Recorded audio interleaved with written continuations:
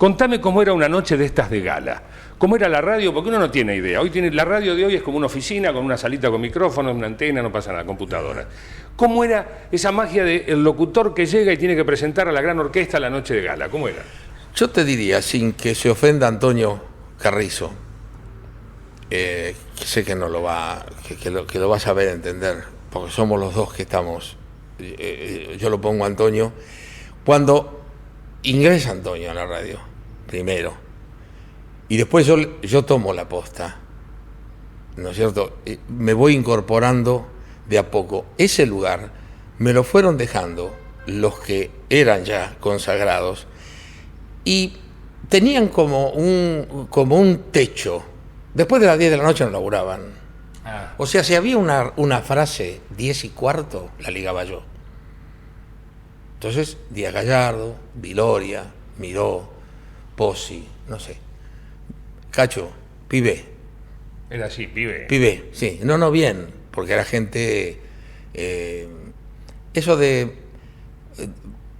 era más de tango, ¿no es cierto? Pero no de la gente que estaba en el micrófono, porque era gente muy, muy particular. Pero te digo, nosotros llegamos en la etapa donde ya comienza un poco más no lo uniforme, digamos lo común.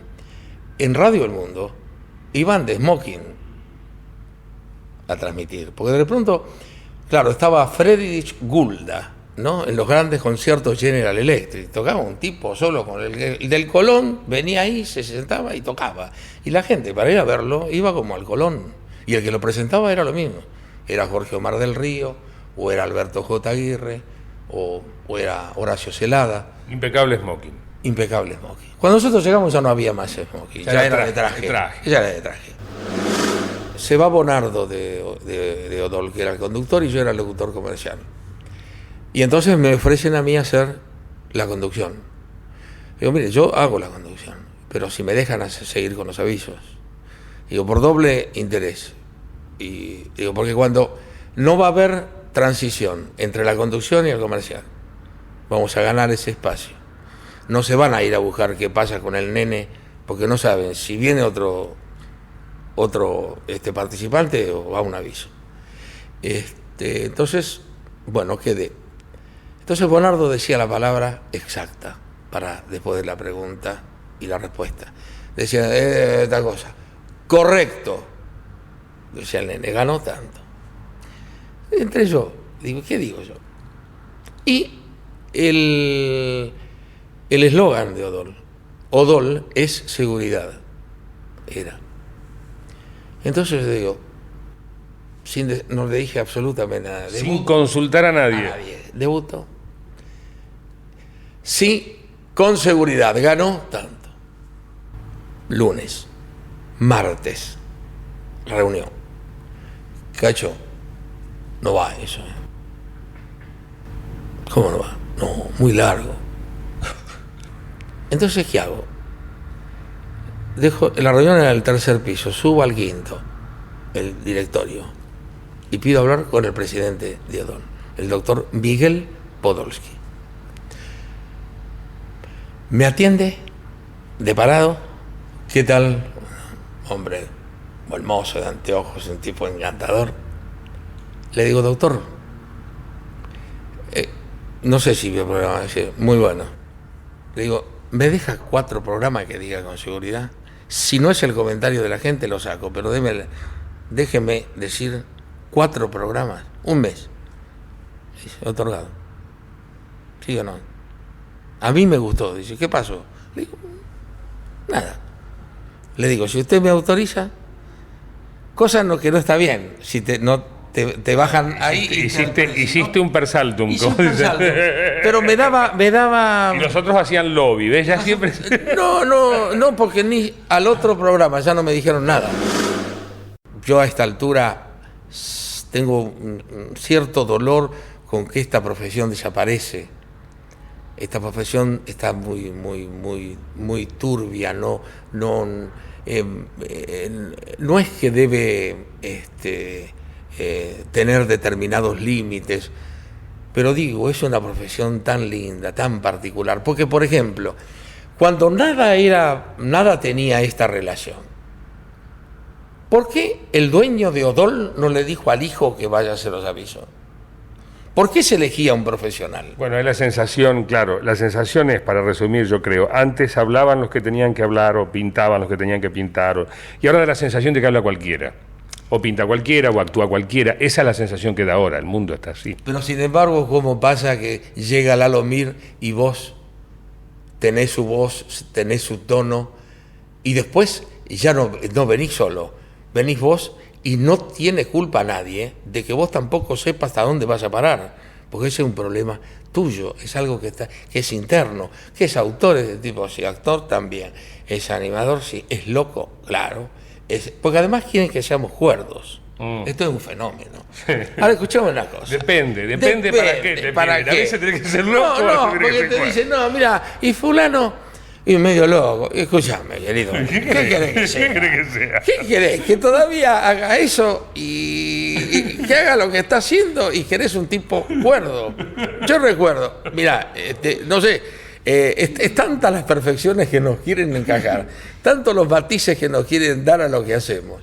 Que yo digo, yo tengo 6º grado, y Antonio también, y yo pienso que es una deuda enorme que uno tiene con la gente, con la audiencia y con toda la carrera, porque no sé si hubiera sido igual, pero si yo sabía que iba a tener este destino, otro hubiera sido, yo no hubiera largado, yo hubiera hecho cualquier tipo de sacrificio por seguir, por tener, porque hoy me doy cuenta, no hoy, hace mucho, la importancia y la gravitación de aquellos que te dicen, pero escúchame, vos viviste la vida, no tiene nada que ver.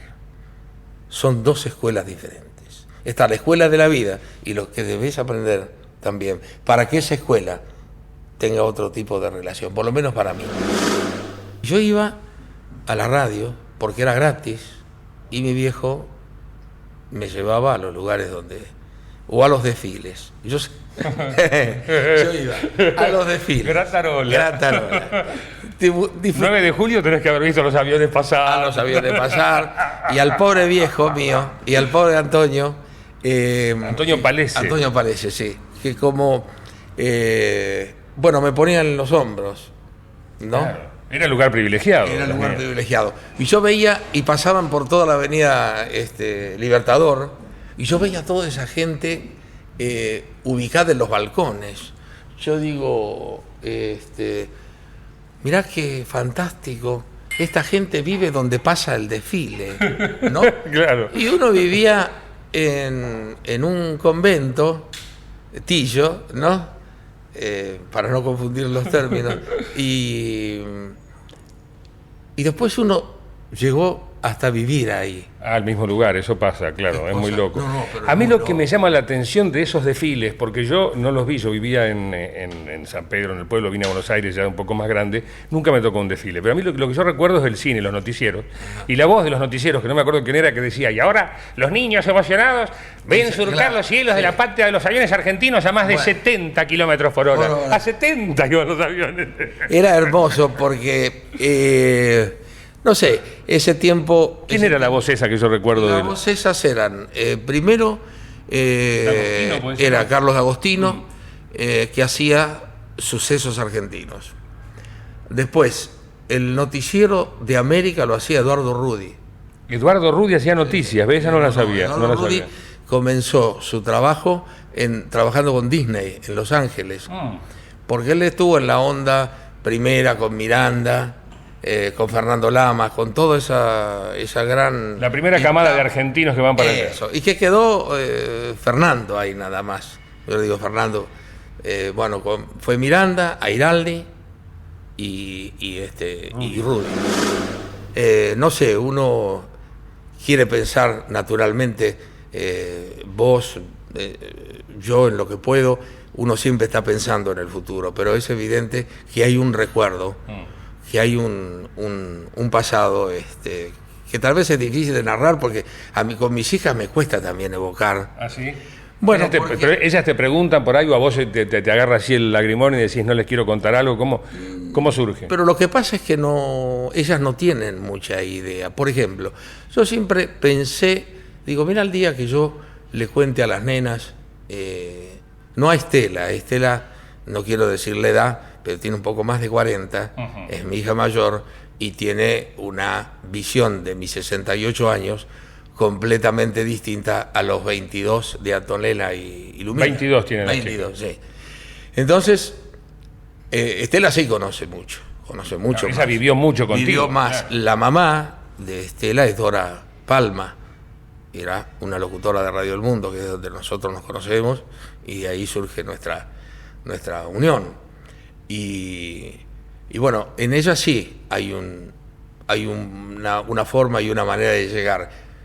Pero hoy, ¿quién es Troilo para mis hijas? Y a mí me gustaría contar esa historia. ¿Cómo era una noche cuando lo presentabas o cuando...? Claro, porque, Lalo, ¿cómo fue esto? Yo lo escuchaba, los mismos tangos que yo escuchaba a los 10 años en Barracas. Después, cuando llegué al centro, los tocaban en vivo, en el Tango Bar, en el Nacional, en el Marzotto, en el Olmo, en todos los lugares estos de tangos. Y después yo llegué a la radio y estaban los mismos. Y seguían con nuevos temas, pero también con aquel viejo repertorio. Y yo acabo de finalizar un ciclo de tangos donde volví a pasar los mismos temas que escuchaba a los 10 años. Y entonces yo veía en las historias de Del Priore, en las biografías que tienen los CD, y dicen, grabado el 10 de octubre de 1941. Nosotros nunca tuvimos mucho que ver con las voces o la imaginación de la gente. Hoy ya te compran ya entero, sí. Te compran la cara, la voz, el tono, la personalidad, la hawaiana, hoy ya es un producto completo, pero esto para nosotros era una fantasía, porque te imaginás, de ahí a llegar a meterse... Con suerte, digamos, y pensando que había una cantidad enorme de gente escuchando la radio, es decir, todo el país escuchando la radio, porque era novedoso también, que una limitada cantidad de gente podía verte una vez en una foto, en una revista de esas que salían como en TV Guía o Radiolandia, que sé yo cuánto, donde tampoco se notaba muy bien quién era, viste la foto como eran antes. No. Y el papel y la impresión no era, o sea, eso contando, o sea que el 99% de la gente no tenía nunca la menor idea de cómo era el que le estaba hablando, jamás. Salvo el que iba, el que era claro, usualmente iba como público. Claro, pero yo recuerdo un papelón, un lindo papelón, pero al mismo tiempo una enseñanza que dejan los errores o los anticipos. ¿Te imaginas los dialoguitos telefónicos que leí yo de Radiolandia en Barracas? Se compraba Radiolandia, 10, 12, 13, 14 años, dialoguitos, y hablaba fulano. Llego a Radio El Mundo, estoy en Radio El Mundo, y de 19:05 a 19:20 estaban lunes, miércoles y viernes Enzo Ardigó y Miguel Ángel Merlo haciendo deporte y automovilismo, o fútbol y automovilismo. Díaz Gallardo era el locutor y Enzo Ardigó era el director de Radiolandia, era el socio más importante de Julio Cor, que editó de la marcha San Lorenzo y la comparsita, todo para abajo es de don Julio. Y entonces, no sé por qué un día le digo, ¿usted sabe yo lo que leí? Los dialoguitos y Radiolandia. Y eso, después terminamos compañeros con Muñoz en el Mundial del 66. Le digo, ¿usted sabe lo que debe ser una foto en Radiolandia? Yo se lo dije y me dice, tráeme una fotito que yo te la publico. Mirá, tráeme una me fotito. dio tanta vergüenza. Después vinieron las tapas. Después ya salías así.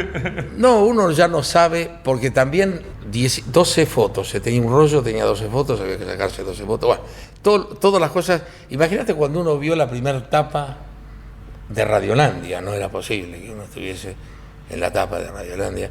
Además, te digo sin sin una solicitud de por medio, sin un pedido, sin un afecto, porque era muy difícil arribar, era muy difícil llegar. Ellos eran los que no condicionaban, sino de acuerdo a cómo se movía el medio, ¿no? No era fácil, y menos un locutor.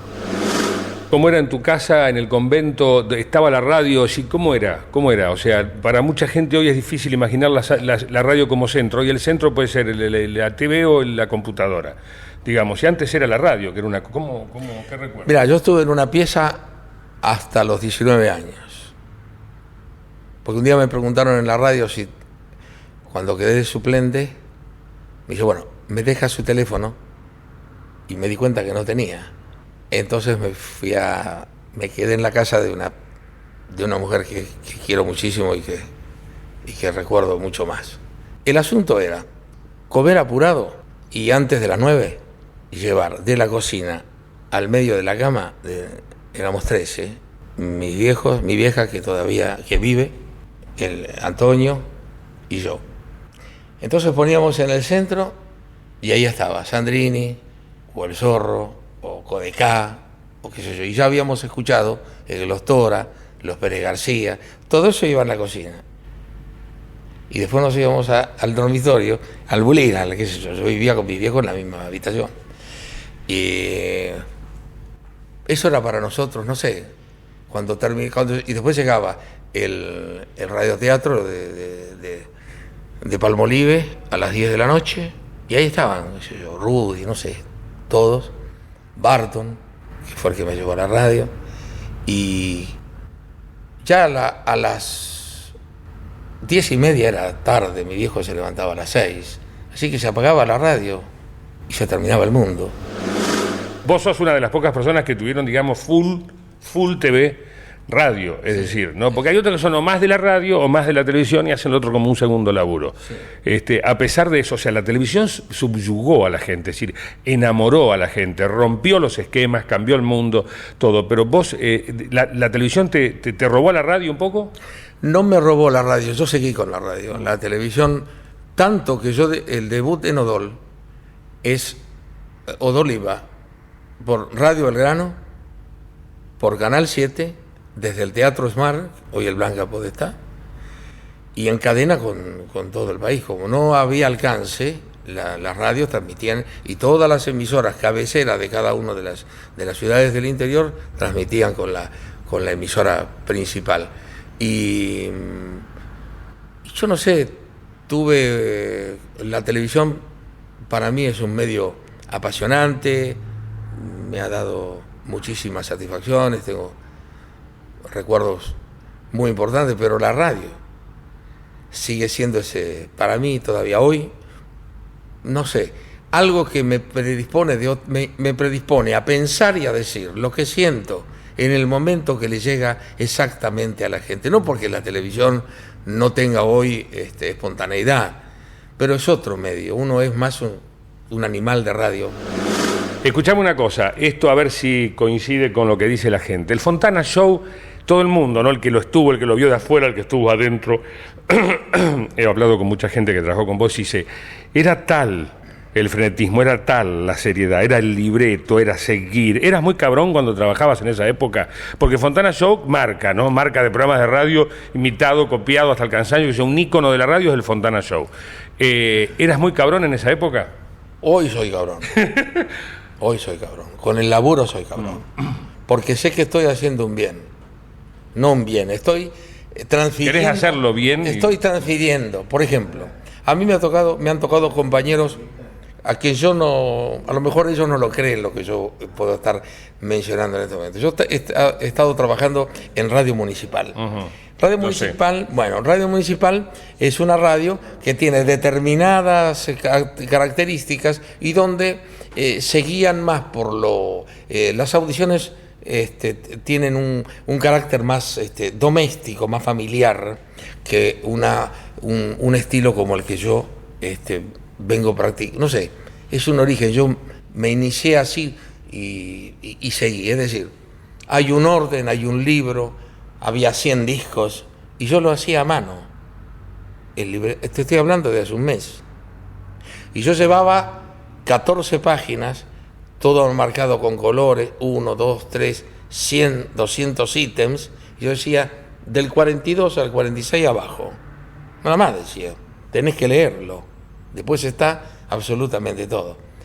Dice, no traje los anteojos. Claro, porque nunca tuvo que leer. Entonces, al otro domingo traía los anteojos. Y entonces comenzamos a disfrutar de un orden en el cual a mí me gusta trabajar. No sé trabajar en el desorden. Magdalena Ruiz Guiñazú, vamos a aclarar, movilera del Fontana Show. No, digo, porque yo, ¿sabés cuál es la anécdota de este tema? Que no hace mucho que lo sabe Magdalena. Yo llevo Magdalena, inglés, francés, alemán, portugués, noruego, Alaska, qué sé yo. hablan todo, hablan lenguas. Todo, sí. Todo. Y una mujer. En Radio Rivadavia una mujer. Claro, Radio Rivadavia en esa época era olor a huevo, la verdad. Era el rotativo del aire. Esa sí que era una radio hecha para los hombres, ¿no? Pero con muy buen criterio. Está la historia. Entonces yo le digo al Bebe Fernández Cortés, que su nombre era el dueño, uno de los dueños, era un Hipólito Yrigoyen de la radio, ¿no? Radical, que vos hablabas con todos, pero al final tenías que ir a él, ¿no? Y yo mandaba al abogado a hablar del otro contrato, y déjelo, cacho, que hable. Déjelo, digo, no, porque mira, déjelo que haya diferencia, después arreglamos nosotros, era hermoso. Quería que trabajara el abogado y después lo arreglábamos nosotros. Entonces le digo, Bebe, se incorpora una periodista, ¿cómo se llama? Le digo, Magdalena Ruiz Guiñazú. Y me mira y me dice, ese apellido no es para esta radio. No es extraordinario. Claro, porque el tipo tenía, sabía el perfil popular. Claro, Josefa Pérez. Claro, muy bien. Muy bien. ¿Y qué hace? Y le digo, tal cosa, hubiéramos seguido. Le digo, mire, Bebe, acá nos falta idioma.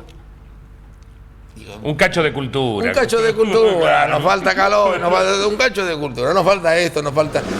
¿Qué te pasa cuando ves el mundo así, el medio así, este hecho, yo decía, habla cualquiera, la profesión bastardeada, uno que ha vivido de esto toda la vida, el hecho de por ahí, qué sé yo, haberse bajado del tren en algún momento, no haber seguido, no haber cambiado?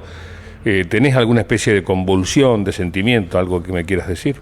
No, lo que yo tengo es primero un gran respeto por las generaciones, por la gente que quiere expresarse y puede expresarse. Después a mí la profesión me ha dado, yo no sé si alguna vez...